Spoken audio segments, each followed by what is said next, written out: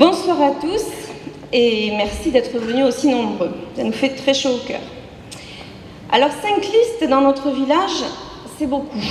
Vous avez vu ça lors du premier tour. Mais c'est l'expression de la démocratie. Et chacun a pu faire connaître sa position à la municipalité sortante. Force est de constater que plus de 60% de la population ne souhaite pas aller plus loin avec elle. Vous avez décidé de savoir où vous allez et qui va vous y conduire. Conduite par Philippe Noisette, j'approuve totalement les enjeux de notre liste Ensemble pour Port-Iragne. Alors dimanche, n'oublions pas, rassemblons-nous vraiment et progressons ensemble. L'entrée de notre village a été totalement ratée. Elle est profondément inaccueillante, dissuasive, dangereuse, la même où il faudrait installer de la sécurité. Ce ne sont pas des ralentisseurs, mais des obstacles permanents pour nous qui vivons au village. Outre les dégâts qu'ils peuvent occasionner sur vos véhicules, investissement lourd quand même que nous souhaitons préserver chacun, ce sont des dégâts corporels que nous ressentons à chaque passage. Mal au dos, tassement de vertèbres, etc., qui insidieusement nous fragilisent. Je vous laisse imaginer ce qu'une future maman subit pour entrer et sortir de la commune, ainsi que nos aînés. Et les secours. Les secours, surtout en période estivale, quand on sait que chaque seconde compte. Il faut qu'ils s'arrêtent 5 ou 6 fois sur ces montagnes russes et idem au retour avec leurs patients. Nous, ce que nous privilégions, c'est le civisme de chacun, parce que nous y croyons. En indiquant la vitesse à laquelle on roule par une borne lumineuse, pour la limiter la vitesse à 50 voire 30 selon les cas, mais avec un ralentisseur unique, mais lui conforme à la réglementation. Nous ne sommes pas une commune traversante. Pour venir chez nous, il faut le vouloir. Et en ce moment, il le faut beaucoup, le vouloir. Alors plutôt que de fermer nos portes d'entrée, ouvrons-les grandes vers de belles perspectives. Ne rebroussons pas chemin à l'économie qui veut y rentrer. Nous en avons grand besoin.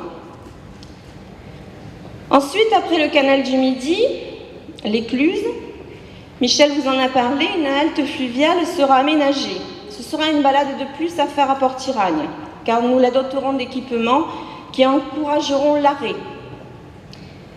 Nous entrerons dans notre village par un rond-point beaucoup plus fleuri et très dynamisé. L'avenue Jean Moulin sera élargie pour permettre la création d'une piste cyclable et d'un passage piéton. Tout cela sera bien évidemment sécurisé pour rejoindre le canal. Nous redynamiserons le cœur du village qui deviendra un lieu de rencontre. Nous vous avons fait part de notre perspective d'avenir pour une place centrale, entourée de commerces et de commerçants qui se donnent la peine d'être là. Ce projet, dans sa pleine dimension, nécessitera à terme, effectivement, le sacrifice, entre guillemets, de 2 à 3 maisons du village. Alors quand les gens ont vu ce programme, ont vu cette proposition, tout et n'importe quoi s'est dit et a été entendu. Il est bien évident que ce sacrifice, entre guillemets, sera consenti par les seuls propriétaires concernés, qui seront prêts à céder leurs biens, à les vendre à la commune, pour des motifs qui leur seront propres, c'est-à-dire s'ils ont envie de vendre, s'ils ont envie de partir, s'ils ont envie de déménager. Il n'est nullement question, et j'insiste sur ce point, de déloger qui que ce soit, ou d'exproprier des porte-iraniers attachés à leur maison. C'est hors de notre projet. Nous avons présenté cette perspective pour lui laisser le temps de mûrir dans l'esprit commun. Le projet ne se fera peut-être que dans 10 ans, 15 ans, 25 ans. Peut-être qu'on ne le verra même pas, nous. Mais laissons au moins une chance à nos enfants de le réaliser. Gérer, c'est anticiper. Mais considérez quand même qu'une belle place, centrale, ombragée, dotée comme un jardin public, avec boulangers, charcutiers, coiffeurs, esthéticiennes, tabac-presse, etc. et tous ceux qui viendront les rejoindre dans leur spécialité, ce serait quand même une belle réussite. Les petits groupes qui discutent debout face à la petite place du marché, trop petite du reste, ne s'y sont pas trompés. C'est bien là que le cœur du village bat. C'est ici le point de rencontre de ceux qui rentrent et sortent et à qui on fait un signe de la main en passant. Que sommes-nous les uns sans les autres, enfermés dans nos maisons, si nous n'avons pas de point de rencontre?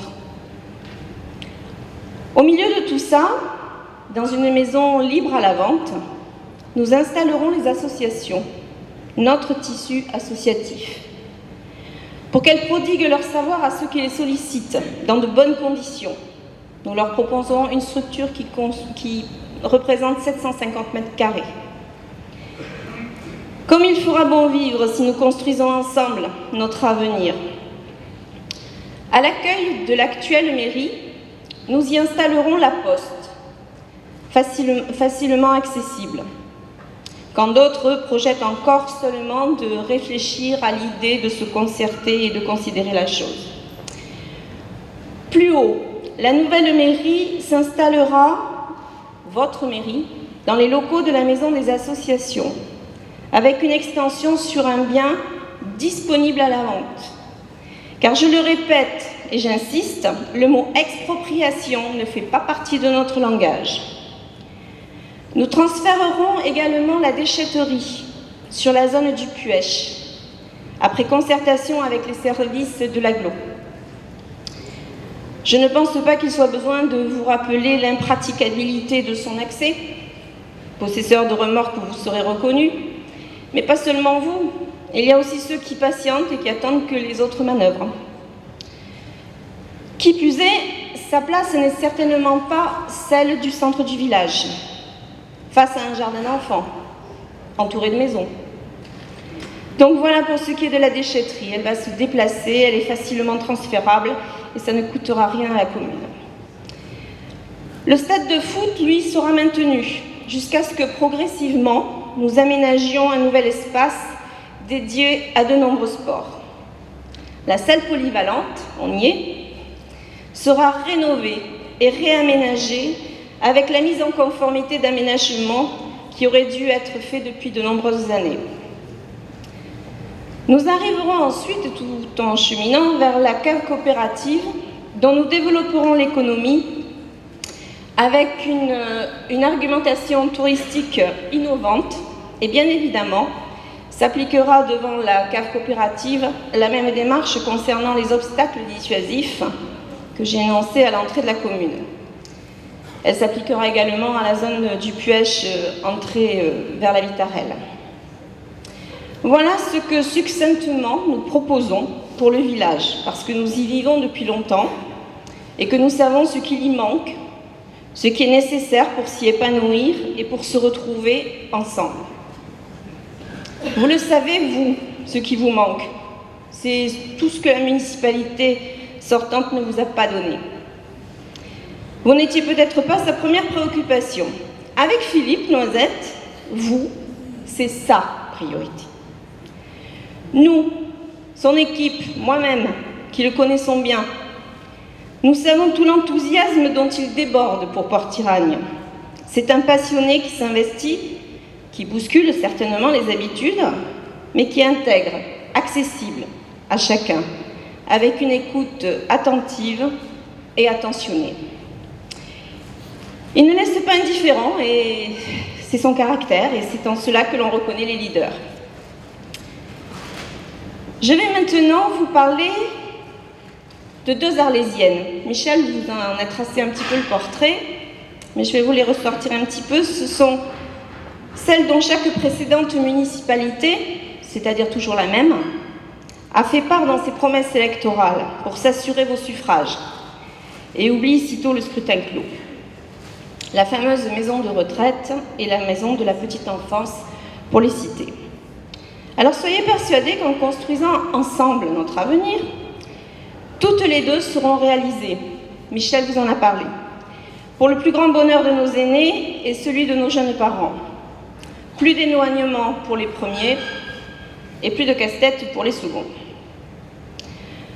Nous mettrons tout en œuvre pour leur construction et nous vous tiendrons informés de l'avancement des projets, car les délais vous concernent aussi, tant pour les inscriptions que pour les emplois qu'ils vont créer.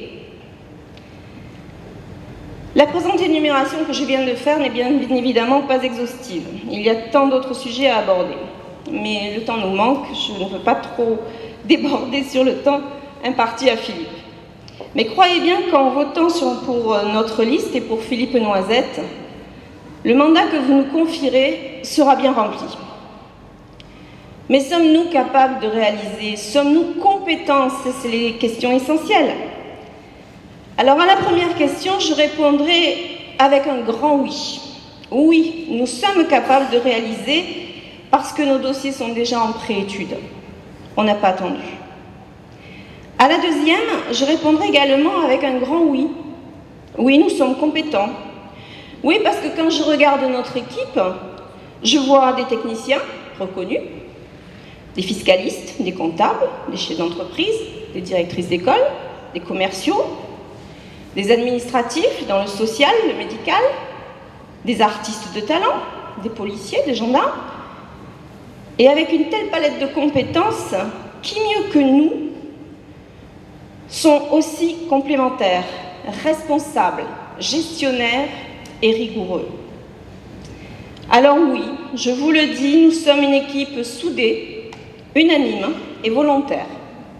Pour relever les fonctions qui nous attendent, celles que par votre vote vous nous confierez, et pour que le très bien remplace et triomphe d'un semblant d'à peu près.